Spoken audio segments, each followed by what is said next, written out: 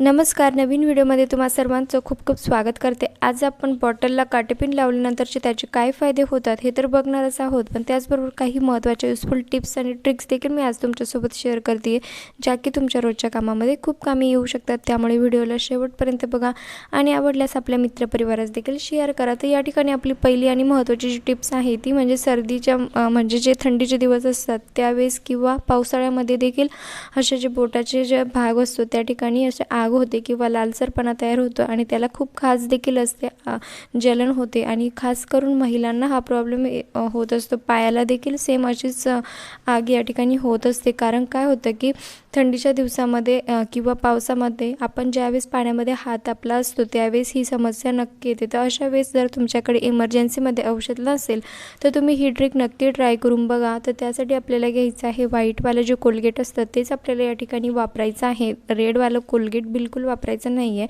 आता हे जे कोलगेट आपण त्या आग ज्या ठिकाणी होते म्हणजे जलन ज्या ठिकाणी होते त्या ठिकाणी जर लावलं तर अगदी आराम मिळतो आणि कोलगेट हे एक दातांना क्लिनिंगचं जे काम करतं त्याचबरोबर काही आपल्या रोजच्या कामामध्ये देखील त्याचा खूप फायदा या ठिकाणी होत असतो. आता कधी जर तुमच्या हाताला जर चटका लागला किंवा तव्याचा म्हणा किंवा इतर कुठला चटका जर बसला तर तुम्ही इमर्जन्सीमध्ये देखील त्या जागेवरती कोलगेट लावू शकतात. आता याचा फायदा असा होतो की कोलगेटमुळे ती जी जागा असते म्हणजे ज्या ठिकाणी आग होत असते किंवा जलन होत असते त्या ठिकाणची जागेवरती अगदी गार पडतं आणि आराम देखील मिळतो.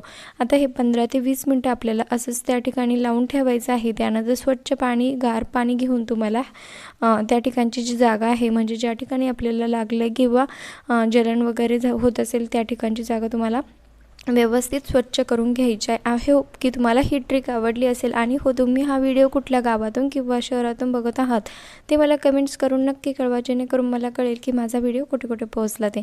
त्यानंतरची आपली दुसरी महत्त्वाची टिप्स या ठिकाणी होणार आहे ती म्हणजे मिरच्यांसाठी. आता काय होतं की आपण मिरची तर रोजच खातो, परंतु त्यातल्या ज्या बिया असतात त्या आपण काढून टाकत नाही, त्या देखील आपण खातो. परंतु बिया ज्यावेळेस आपल्या पोटात जातात त्यावेळेस एक प्रकारची जलन तयार होते आणि लहान मुलांच्या जर पोटामध्ये या मिरचीच्या बिया जर गेल्या तर त्यांचं पोट देखील दुखण्याची शक्यता असते. तर अशा वेळेस या हिरव्या मिरचीच्या बिया आहे या कशा काढायचा हा देखील प्रश्न तुमच्या मनात या ठिकाणी आला असेल. आता वाळलेल्या मिरच्या ज्या असतात त्याच्या ज्या बिया आहे त्या इझी आपण काढू शकतो, परंतु या हिरव्या मिरचीच्या जर बिया तुम्हाला काढायच्या असेल तर अशा प्रकारे तुम्हाला जी मिरची घ्यायची आहे आणि अशा प्रकारे तिला बोटाच्या मदतीने थोडंसं प्रेस करून घ्यायचं आहे. जास्त काही अवघड नाही आहे, अगदी सोपी ट्रिक्स आहे आणि तुम्ही कितीही छोटी मिरची असेल तरीही तुम्ही त्याच्या बिया अगदी आरामात या ठिकाणी काढू शकतात. मी मुद्दामूनच या ठिकाणी छोट्या मिरच्या घेतलेल्या आहे जेणेकरून तुम्हाला व्यवस्थित प्रोसेस समजेल.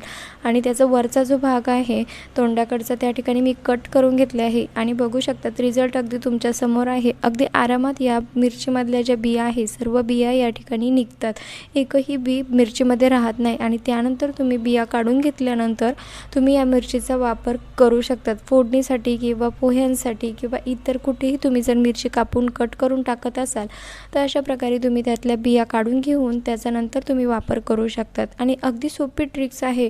आय होप की तुम्हाला ही पण ट्रिक आवडली असेल आणि ट्रिक जर थोडी जरी आवडली असेल तर प्लीज लाईक करायला विसरू नका, कारण तुमच्या एका लाईकमुळे मला खूप सर्व मोटिवेशन या ठिकाणी मिळतं. आणि हो जे कोणी चॅनलवरती नवीन असाल त्याने प्लीज चॅनलला सबस्क्राईब करा, कारण मी नेहमीच असे युजफुल व्हिडिओ घेऊन येत असते.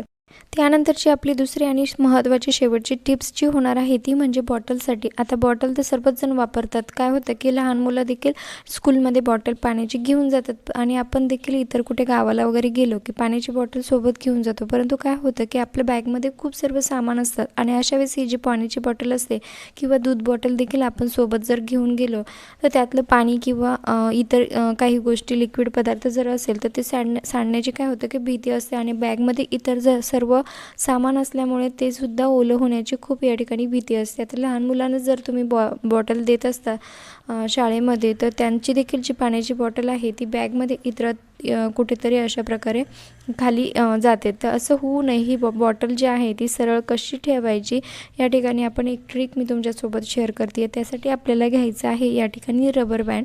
तुम्ही कुठलाही रबर बँड घेऊ शकतात, छोटं किंवा मोठं, फक्त रबर बँड जे आहे ते पॅक असायला हवं. आणि त्यानंतर आपल्याला लागणार आहे काटेपिन.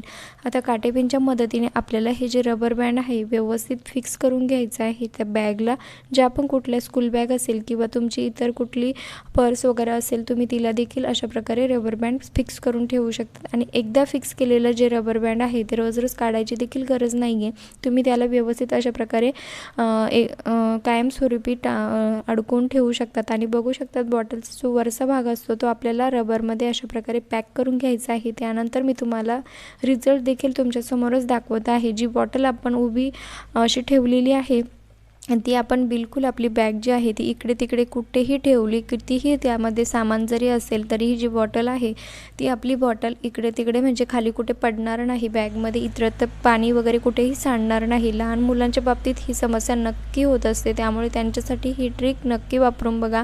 तुम्ही जर स्कूलमध्ये तुमचे छोटे छोटे मुलं जर जात असेल तर त्यांची जी बॉटल आहे ती अशा प्रकारे फिक्स करून जर दिली तर नक्कीच त्यांच्या बॉटलमधलं पाणी देखील इतरत्र कुठे सांडणार नाही. पुस्तकं देखील ओले होणार नाही किंवा त्यांची बॉटल त्यांना वेळेवरती लवकर सापडेल. बघू शकतात फक्त एका रबर बँडने आपण एका काटेपिनला या ठिकाणी अडकवलेलं आहे. आणि तुम्ही